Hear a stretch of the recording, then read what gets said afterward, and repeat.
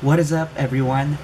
Welcome to another video. Today we're going to talk about The Son of Neptune, the second book in the Heroes of Olympus series by Riordan. Okay, guys, I finished the book. I am so happy that I finished it because we meet this boy, which happens to be Percy Jackson.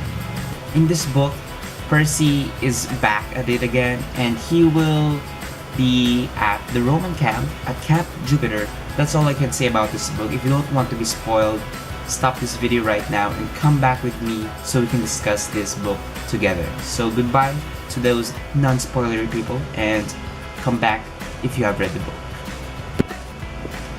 Okay, so let's discuss this epic book. Guys, I'm so happy because we finally got to know what happens on the other side of the camp rather than in the first one, in The Lost Hero, where we know the events at Camp Half-Blood. In this one, we will know the events that happened at Camp Jupiter. First off, I was really excited when I read the first scene where Percy is being chased by the snake-haired ladies because I really missed Percy for a long time, and the chance that I've got to see him in this book is really overwhelming. So Percy is being chased by the snake-haired ladies, and he sees a woman, I think she's an old woman named June, and June seems kind of fishy because he told Percy that he has two choices. It's either he carries her to her destination or he could retreat to the sea and live a normal life. So Percy chose to help this woman, and suddenly they were at Camp Jupiter, and I'm so astounded because Camp Jupiter is really different from Camp Half-Blood since this is a Roman camp. In this camp, Percy meets Frank Zang and Hazel Levesque. Frank is a son of Mars, which is the Roman counterpart of Ares, and Hazel is a daughter of Pluto, which is the counterpart of Hades. Percy also meets Reina Ramirez Arellano, and she is the praetor at Camp Jupiter, so she holds a very high position in their camp. Hazel also has a horse named Arion, and here is that picture. I really admired Rick because he has made global characters in this book. Okay, so let's skip forward a little bit. In this book, we will have another prophecy because prophecies are never absent in any of Rick Riordan's books. So Mars gives them the prophecy about freeing Thanatos at Alaska, or they will die if they didn't make it. This is a bit harsh on the people who are going this quest, especially for Percy, for Frank, and Hazel, because they are threatened. I feel threatened if Mars gives me that quest and he says, okay, you got this quest, you must do it or you'll die. It's just, it's just very scary. Why would Mars? He loves to threaten people, it's Ares, it's the god of war. So on their way to Alaska, they meet Ella the Harpy and Phineas, who is a character different from the Disney Channel, Phineas and Ferb.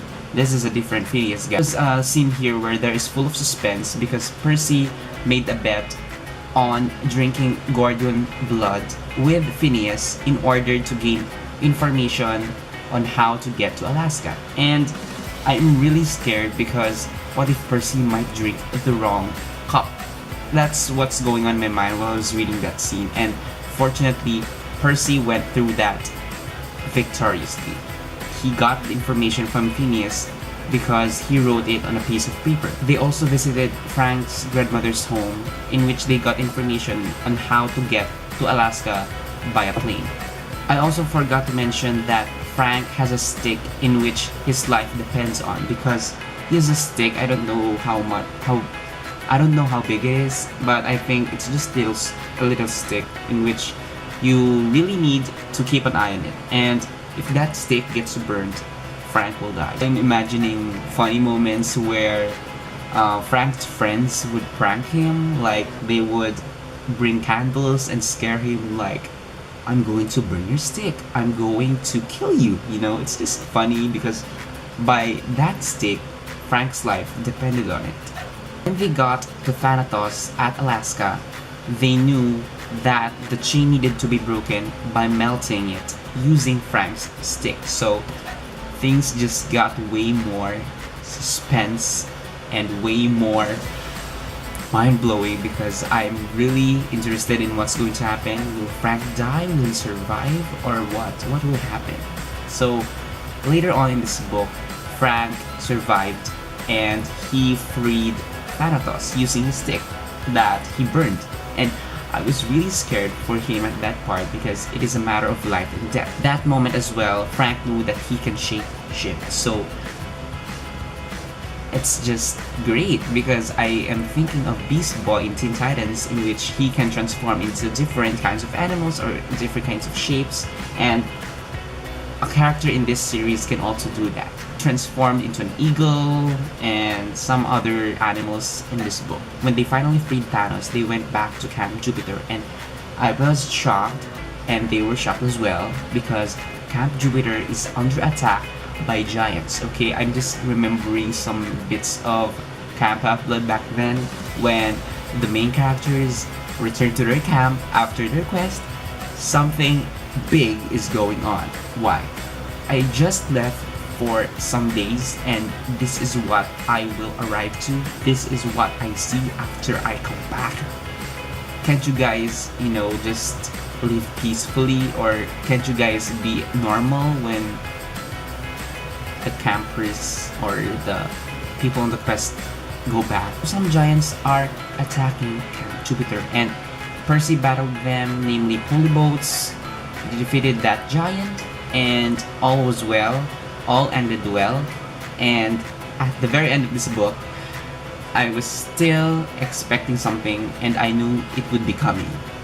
The cliffhanger. Rick decided to end this book with a cliffhanger, and that event is where the Argo 2, the ship of Leo Valdez, arrived at Camp Jupiter.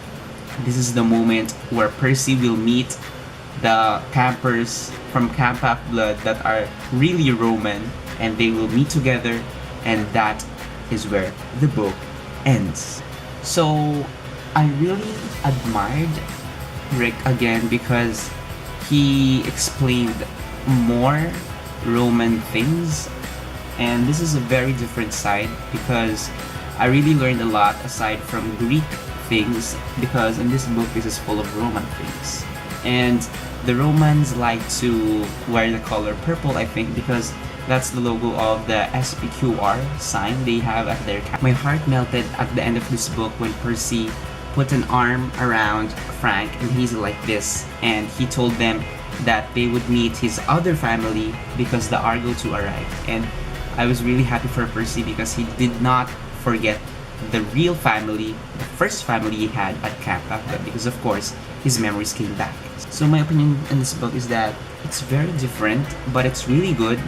It's different in a good way, and I would rate this book a 5 out of 5 stars because of course Percy Jackson is in it. And that concludes my book talk. I hope you enjoyed this video. Thank you for watching as well. I hope you subscribe to my channel, leave a like down below, and come back for more videos. And as always, stay tuned for more book talks. Goodbye.